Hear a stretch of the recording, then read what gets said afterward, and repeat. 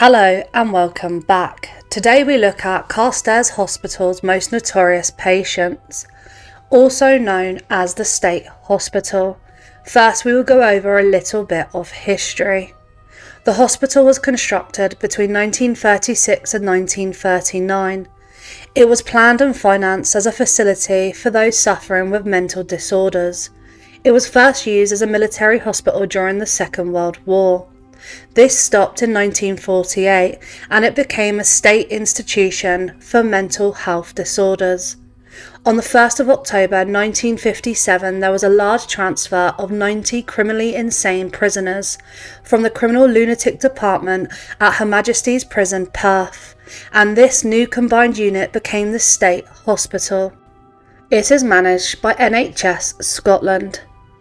In September 2007, construction began and the new hospital facilities were officially opened on the 26th of June 2012.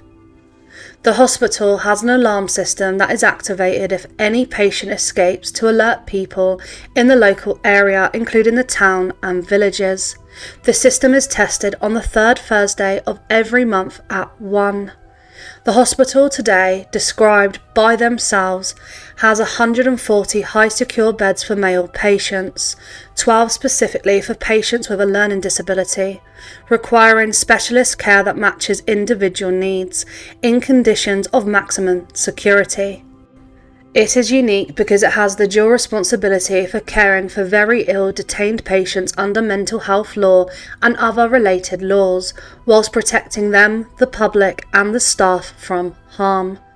The hospital aims to rehabilitate patients, ensuring safe transfer to appropriate lower levels of security. But now, let's get into the cases. And first we start with Robert Mone along with Thomas McCulloch.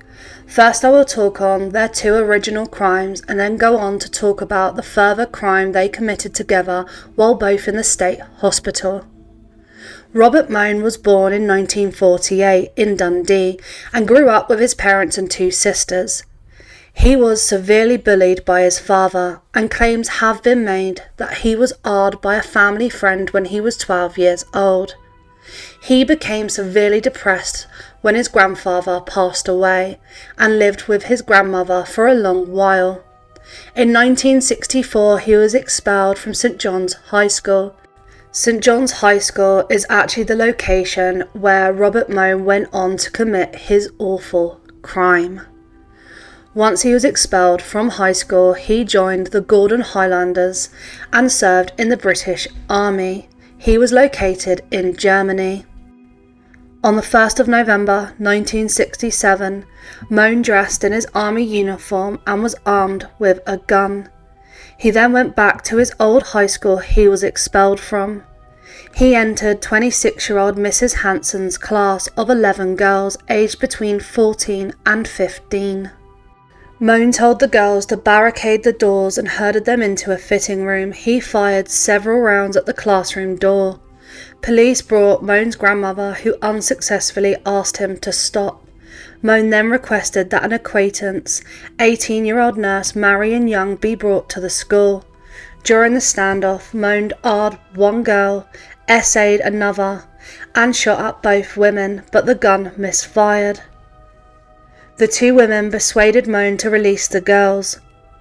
They pleaded with Mone to allow that the teacher be taken to hospital, and Mone told her dismissively that she could do what she wanted.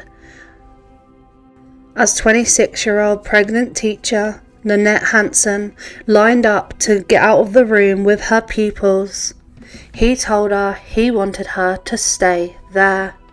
He then told her to turn around, where he fired the weapon into her back at 4:30 p.m. Mone was arrested and Nanette Hanson was taken to hospital where she passed away from her injuries. He was soon arrested. In 2017, a retired police officer claimed that a police sniper had Mone in his sights but was denied permission to shoot. The teacher who lost her life, Nanette Hanson, was credited with saving the lives of the 12 girls in her class. She was awarded the Albert Medal, which later became the George Cross. For her actions at the school, Marion Young also was awarded the George Medal at Buckingham Palace. Mone was charged with taking the life of Nanette Hanson at St John's High School and the R and SA of 2 young girls. On the 23rd of January 1968, he was found to be insane and sent to the state hospital. When he was handed his sentence, 19-year-old Mone looked down at his shoes and muttered, "Good for you." He was ordered to be detained without limit. He broke his silence over his awful crime and arrogantly admitted that he pulled the wool over everyone's eyes. He said, "I knew what I was doing, but I didn't want to plead guilty. After it happened, I just wanted everything to stop. It was all over for me now, and I knew that I didn't want to go to court. I just wanted everything to stop." Before we move on to Thomas McCulloch, after Mone was convicted, his own father, Robert Christopher Mone, took the lives of his aunt and 2 other women in Dundee. In 1983, 3.5 years to his life sentence, he had his life taken by a fellow inmate. McCulloch was originally sent indefinitely to the state hospital in 1970 after attempting to take the lives of 2 hotel staff members in an argument over not getting enough butter on his bread. He shot the chef at the hotel and then shot the manageress in the shoulder. The 2 victims survived, but he was found to be a murderous psychopath. I mentioned briefly in the intro how the state hospital now has high security and does tests once a month to make sure the local areas and towns know if a patient has escaped, and that's because of the crimes these 2 criminals committed once they were in the state hospital. Mone and McCulloch were lovers, and on the 30th of November 1968 they broke out of the state prison. The 2 had planned the escape for 6 months and assembled a rope ladder, weapons, fake ID and cash. They took the life of another patient, Ian Simpson, and a nursing officer, Neil McLelan, then climbed a barbed wire fence. They then took the life of a police officer, George Taylor, and stole his Panda car. The hospital authorities took 40 minutes to raise the alarm. They were both captured in northern England, having changed to an Austin after a high-speed chase down a motorway. 4 Scottish police vehicles were joined by reinforcements, and they forced the fugitives onto a slip road of a motorway where they crashed. Despite the police presence, they tried to seize a car that had stopped at the crash before being restrained by the police, 3 of whom were awarded a Queen's Medal. In 1977, Mone pleaded guilty to taking the life of George Taylor, and McCulloch pled guilty to all 3 murders. They were both imprisoned for life, with a recommendation that they never be released. Mone was transferred to a prison. In May 1981, Mone mounted a rooftop protest over his conditions in Her Majesty Prisons, Perth. Mone had 6 months added to his sentence in 1995 for assaulting a fellow prisoner. In 2002, his sentence was reduced to 25 years under the provisions of the European Convention on Human Rights. In 2007, when he was allowed out on day release, survivors of his crimes and politicians argued that he should never be released, with politicians saying that the European Convention on Human Rights had crippled the justice system. He was sent back to a high-security prison in 2008 following fears that he was planning another escape. Thomas McCulloch also used European legislation to have his minimum term fixed at 30 years from his original sentence, meaning he could apply for parole after this period. He was put into open prisons and then was released in 2013. Mone remains in prison and is one of Scotland's longest-serving prisoners.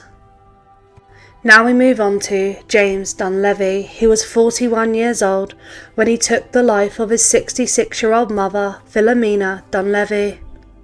He took her life following an argument at his flat in Edinburgh in spring 2013. She was found by a cyclist on a hill. He stood trial for murder but was found guilty of culpable homicide on the grounds of diminished responsibility. He was ordered to remain in the state hospital while psychiatrists continued to assess his condition. He denied the charge. His mother from Dublin had been visiting her son at the time. He had been working as a labourer on the Edinburgh Tram project. He was also found guilty on a second charge which stated that he had attempted to defeat the ends of justice by trying to cover up his crime and destroy evidence. He had pretended his mother was unwell and returned back home. Instead, he put her in a suitcase. He also vacuumed and washed his flat to remove bloodstains and set fire to a bed and mattress. The court heard that the 66-year-old suffered from a number of medical problems and had been badly affected by a stroke, had a habit of wandering without telling anyone where she was going, but by early July her family in Dublin were beginning to wonder where she was. He had phoned on the 2nd of May to say she was on her way home, but his mother never arrived. A call was made to police in Edinburgh, following by a call on the 3rd of July from himself. Police visited him the following day. 4 days later, he was charged with her murder. Witnesses also said at the trial that he had described hearing voices and had told a friend, "I might be evil." 2 months after his arrest, his legal team arranged for his transfer from prison to the state hospital. 3 psychiatrists told the trial that he clearly had problems, although it was too early to say exactly what. Paranoid schizophrenia was suggested as a possibility. The trial also heard that after she was discovered, the family refused to help the police investigating her murder. He remains in the state hospital. Tobyn Salvatore took the lives of his grandparents Dennis and Mary Fell at their home in Livingston on Boxing Day in 2021. Legally, he changed his name in 2016 from J. Fell in a tribute to fictional brothers from the TV series The Vampire Diaries. At court, it was told that he bought the sharp weapons just 2 months before committing the crime, claiming he intended to take his own life. He used these weapons to take the lives of his 73-year-old grandparents after a row over a Christmas hamper he had taken up to his room. After committing the crime, he changed out of his clothing and had a bath before going to the local police station and confessing, "I've murdered someone, my grandparents." Police charged him and soon forced entry into the couple's home, where they found them with their lives taken. He later told psychiatrists that he attributed a voice he had heard before the crime to the woman in black character from a horror film he had viewed multiple times. He also stated, "I believe if my grandparents died, they would be resurrected. All of your dead loved ones will be resurrected." The consultant psychiatrist who had been treating him at the state hospital was called to give evidence at the hearing. He told the prosecutor it would be in his best interest and the interests of the general public that he be made subject to a compulsion order and restriction order. The doctor said that he had schizophrenic condition and would remain a significant risk without the necessary treatment. His defence told the court, "For the benefit of him and those who have an interest, it is clear at the time of these tragic events he was suffering from a major mental illness. He will receive treatment. I can already see signs of positive improvement. He is aware that he faces a long journey ahead." The judge sentenced him and said, "You have pleaded guilty to the culpable homicide of your grandparents, who appear to have provided you with a loving, caring home. The Crown have accepted that your mental state at the time was such that you acted with diminished responsibility." He was ordered to be detained without limit of time at the state hospital under compulsion and restriction orders. Michael Porchetta was a substance abuser and took the life of Amy Cannon, who was 26 years old, at her home in May 2022. He had been due to stand trial but was deemed unfit as a result of a cognitive impairment. A judge concluded he had carried out the vicious attack beyond reasonable doubt and that he had tried to cover up his tracks. He was handed an indefinite compulsion order, meaning he will remain at the state hospital. The judge said she was defenceless as you were armed with weapons. It is clear from some of her defensive injuries that she fought for her life. You deviously tried to cover up your tracks. You got rid of Amy's mobile phone and tried to clean your shoes and clothes. 2 psychiatrists also gave evidence during the trial. They stated that he was a high risk. He was found to have a low IQ, mild learning disabilities, documented incidences of violence, and that he had also tried to harm himself. He had also developed a chronic substance habit and financial troubles.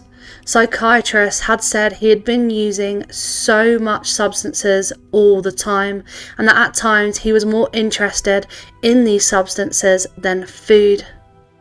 He remains in the state hospital under maximum security. Neil Cumming took the life of his wife Jane at their family home in July 2011 before deliberately crashing his car into a lorry at 100 miles per hour. He was found not guilty of murder at the High Court by reason of insanity, and he remains in the state hospital. It emerged at the trial that doctors wanted to admit Cumming to a mental health facility the day before the crime, but could not as beds were not available. He had a long history of mental health problems, having been diagnosed with persistent delusional disorder in 1999, believing his wife was poisoning him. He had been admitted to many mental health units, and he was admitted to one in the February before the crime, and at one point also thought he was being spied on at his work. A community psychiatrist nurse who met the couple on Thursday the 14th of July concluded that Cumming's paranoia was obvious and wanted to admit him to the unit to review his medication, but found no beds were available. The following morning he attacked and took his wife's life. Tests later showed he had a cocktail of substances in his system at the time, and he was arrested after lying unconscious in intensive care for several days. He was ordered to be detained without limit of time at the state hospital. John Johnstone had many run-ins with the law, and before he was charged with his crimes, he had been questioned about the unsolved murder of Lady of the Night Jackie Gallagher, and about 19-year-old Lucille Campbell, who disappeared in 1997 after last being seen with him. At his trial in 1990, it was found not proven at the High Court. He was also cleared of attempting to murder another man, but was jailed for 3 years for serious assault. His victim was 27-year-old Lizzie Duffy. He went to her flat in a tower block and had intercourse with her. Security captured that he then pushed the terrified woman out of her 6th floor window. Johnstone told his friend who had been in another room that she had jumped out. A few minutes later, the video cameras filmed Johnstone and his friend leaving. Jurors saw him smiling as he looked at her before walking away. He was originally charged with taking her life last year, but the prosecution then accepted his responsibility was diminished by the way of mental impairment and accepted a plea of guilty to the reduced charge of culpable homicide. His wife Hazel said, "Every time there's a murder, police come hammering on our door trying to lay the blame on John. Since he was a child, he has been in and out of mental hospitals and is completely institutionalized. He needs help, and I begged the doctors to keep him in the state hospital because I knew he was a potential danger, but they released him into the community." He was detained without limit of time in the state hospital. In the other 2 cases, police say they believe Lucille Campbell, who was a patient at a hospital, had her life taken and was buried within the hospital grounds, although she has never been found. He was also a patient at the hospital and said to police that he saw her walk away and never saw her again.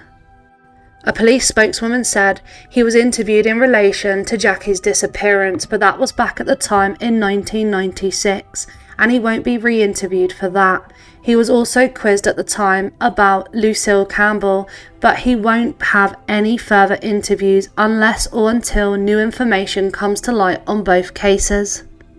Alexander Reid took the life of Angela McCabe in her back garden in Glasgow in 1967. He was a man seeking to do odd jobs around the street. It was a hot day and Angela had gone to fetch him some cold lemonade while he sharpened her gardening tools. When she returned, he attacked her and took her life. He also helped himself to her purse, which contained £15. He admitted that he took her life and was admitted to the state hospital and to be kept under conditions of high security. He has appealed many times. He was diagnosed as suffering from a mental disorder, but this is now classed as an untreatable personality disorder. His case has been referred back to the High Court by the Scottish Criminal Cases Review Commission on the grounds that the original sentence was unjust. His lawyers have presented new clinical evidence that appears to show that Reid was not actually suffering from a mental disorder when he took Angela's life, which means his tariff for the crime would have been in the 25 to 30 years range, and he would have been released a few years ago. Criminal psychiatrists for 20 years have described Reid as being very highly likely to reoffend if he is released from the hospital. His legal team actually successfully argued that the change in diagnosis amounted to new evidence, allowing Reid to appeal. The judges decided to quash the 1967 decision to send Reid to the state hospital and substitute a life sentence. Reid will now be able to apply for parole. 27-year-old Gary Stevenson took the life of 25-year-old Katie Rourke at the flat they shared in Glasgow after they had been drinking on the 29th of December 2015. Katie was originally from Dundee. She rented a room in the flat where hospital laboratory assistant Stevenson was the tenant. When Katie failed to turn up for work, her manager was so concerned that she phoned her mother, who made an appeal on Facebook for her to get in touch. 3 of Katie's friends went to her flat and saw her car parked outside. They went out into the back garden and noticed one of the rear windows of the flat was opened and a light was on. As the 3 friends waited, they saw 2 officers on patrol and explained the situation to them. After the officers forced entry into the property, they found Katie in her bedroom with her life taken. Stevenson told police that he and Katie had been drinking and claimed that they had intercourse. He told officers that after he woke up, he asked her to do it again, and she refused because she had work in the morning. He told police she started fighting back, and that's when I took her life. I've never been in trouble for violence, but when I did lose control, it just felt like there was nothing to stop me. There were no moral boundaries left in my life. He was found guilty and charged with murder. He was told he must serve a minimum of 17 years before he can apply for parole. He has also served time in the state hospital. Kevin Marks was 48 years old when he started a blaze in Anne Drummond's car near Bathgate on the 25th of June 2019. He stood over her as she rolled around on the ground in a bid to put out the flames. Paramedics rushed to the scene and took her to hospitals. Medics later found that 85% of her body was injured by burns, and she passed away in the hospital. In the hours before she lost her life, she was so concerned by her partner's poor mental health, she met with him as he was released on bail in connection with other charges.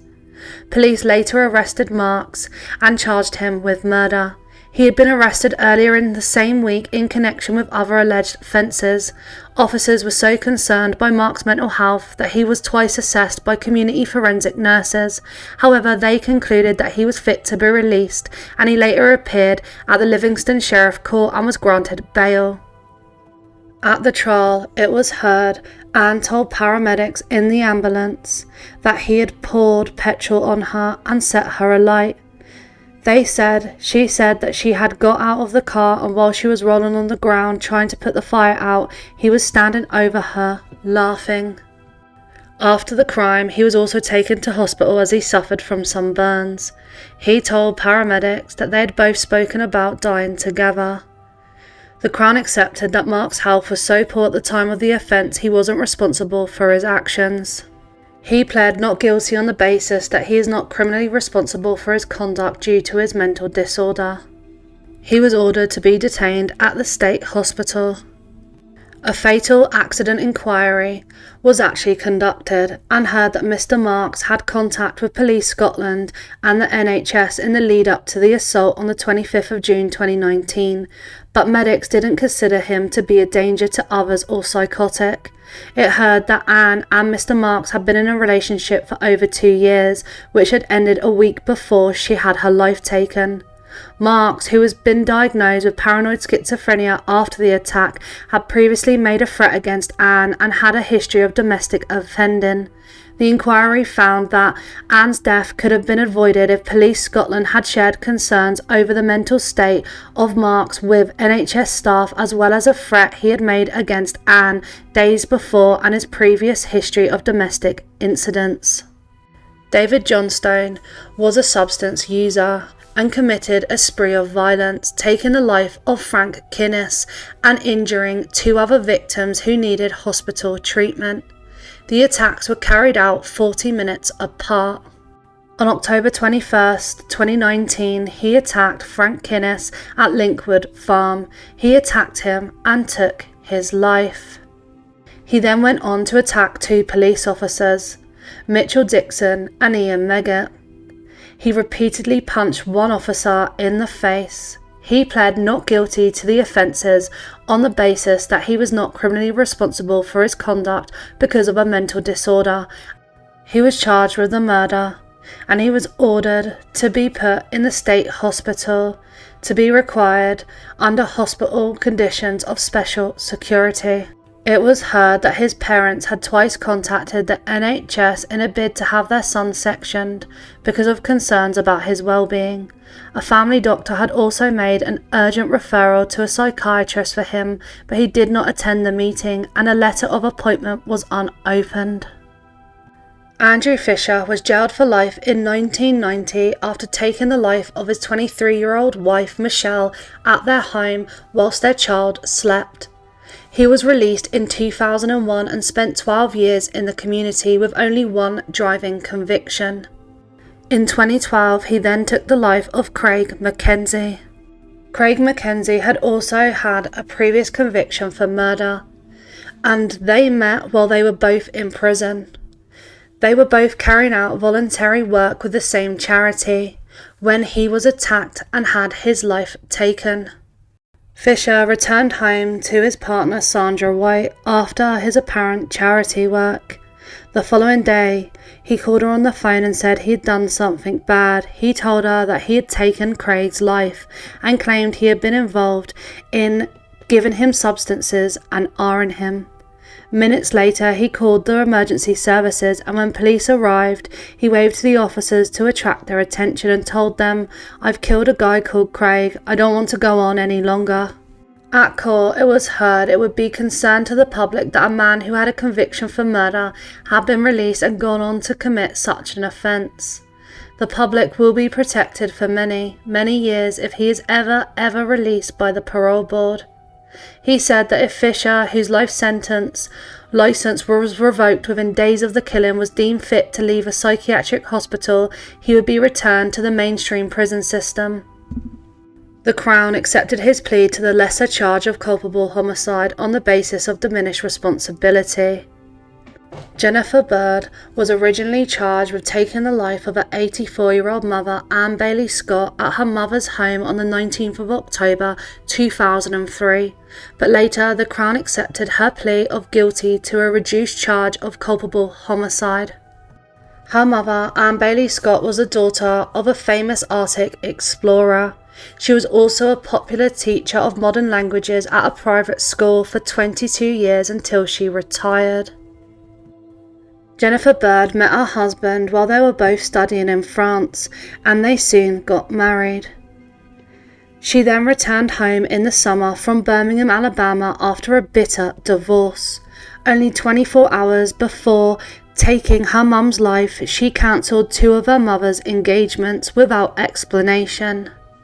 On the 19th of October, Ann Scott's home help, Sheena Granison, and her husband Tom received a phone call from a distraught Byrd, saying that she had found her mum lying on the bed.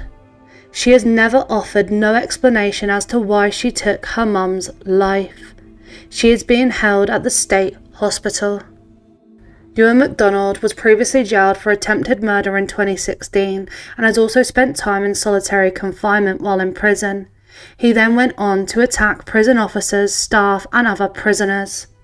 He faced a total of 13 charges, including attempted murder.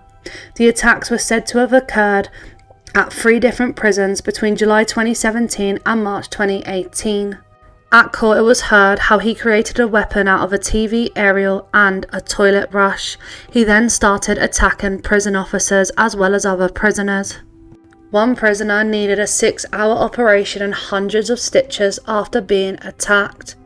The court was then told he is now said to suffer from a delusional illness.